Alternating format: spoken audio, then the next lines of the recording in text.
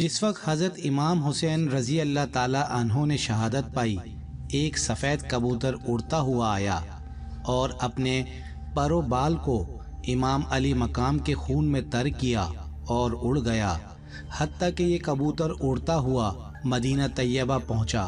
طواف کے انداز میں حضور اکرم صلی اللہ علیہ وآلہ وسلم کے روضہ پاک کے گرد اڑتا تھا اور اس کے پروں سے خون کے قطرات ٹپک رہے تھے۔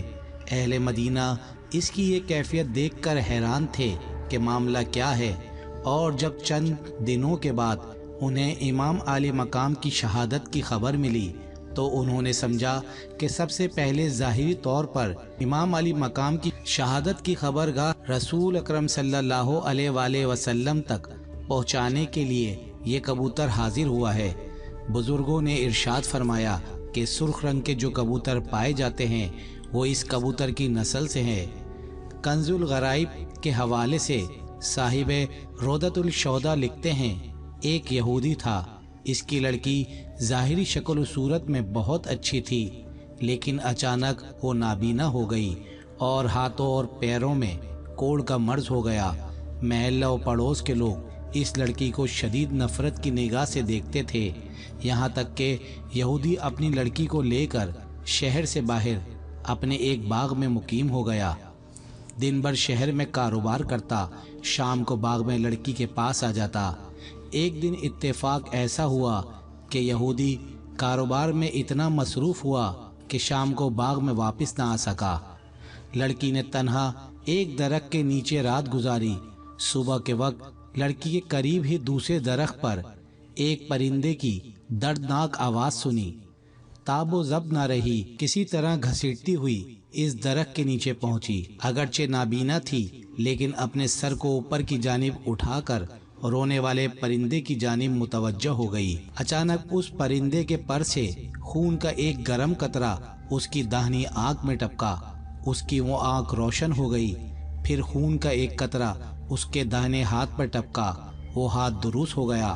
لڑکی نے یہ کیفیت دیکھ کر بایاں ہاتھ پھیلا دیا، اس پر بھی ایک قطرہ ٹپکا، وہ ہاتھ بھی درست ہو گیا۔ اس قطرہ خون کو لڑکی نے اپنی بائیں آنکھ پر مل لیا، وہ آنکھ بھی روشن ہو گئی۔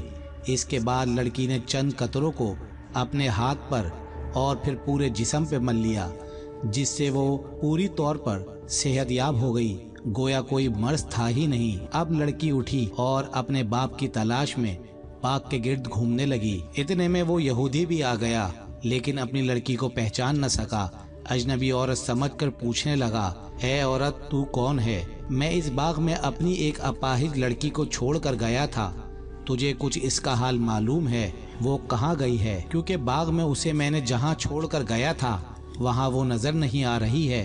لڑکی نے کہا، اے باپ، تو نے مجھے نہیں پہچانا، میں ہی تیری وہ اپاہج لڑکی ہوں جسے تو باغ میں چھوڑ کر گیا تھا۔ یہودی انتہائی خوشی میں بے ہوش ہو گیا۔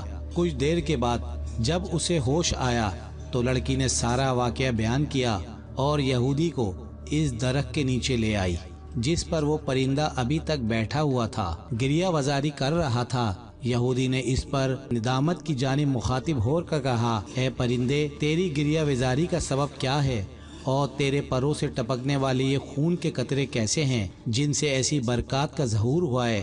اللہ تبارک و تعالیٰ نے اس پرندے کو قوت گویائی عطا فرمائی۔ اس نے بحکم الہی کلام کیا کہ اے یہودی، ہم پرندوں کی ایک جماعت فلاں جنگل میں رہتی تھی۔ ہمارا معمول تھا صبح اپنے گھونسلوں سے اڑ کر طرف و جانب چلے جاتے اور دانہ پانی حاصل کرنے کے بعد دوپہر تک اپنے گھونسلوں میں واپس آ جاتے، اور جس نے جو کچھ کھایا پیا ہوتا آپس میں ایک دوسرے کو خبر دیتے۔ اچانک ایک دن ہم نے ایک ندا سنی کہ نواز رسول امام حسین رضی اللہ تعالی عنہ کی تی ہوئی دوپہر میں کربلا کی سرزمین پر شہادت کا جام نوش کیا ہے، اور اے پرندوں، تم درختوں کے سائے میں بیٹھ کر آرام کر رہے ہو۔ یہ ندا سن کر ہم تمام پرندے کربلا کی سرزمین کی جانب روانہ ہو گئے۔ جس وقت ہم وہاں پہنچے تو دیکھا کہ جگر کوشا رسول حضرت امام حسین رضی اللہ تعالی عنہ شہید ہو چکے ہیں اور ان کے جسم شریف سے ابھی تک تازہ خون جاری ہے۔ یہ کیفیت دیکھ کر تمام پرندے گریہ وزاری میں مشغول ہو گئے۔ तब मैं ताबो ज़ब न रही, मैंने अपने आप को आपके बहने वाले खून शरीफ में गिरा दिया, अपने चेहरे और अपने बालों को आपके मुबारक खून में तर किया और वहाँ से उड़कर मैं यहाँ आ गया हूँ। ये इसी खून शरीफ के पाकीज़ा कतरात हैं जो मेरे परों से टपक रहे हैं, और इस खून शरीफ की मुबारक कतरात जहाँ भी टपकते हैं वहाँ खैर और बरकत का ज़हूर होता है।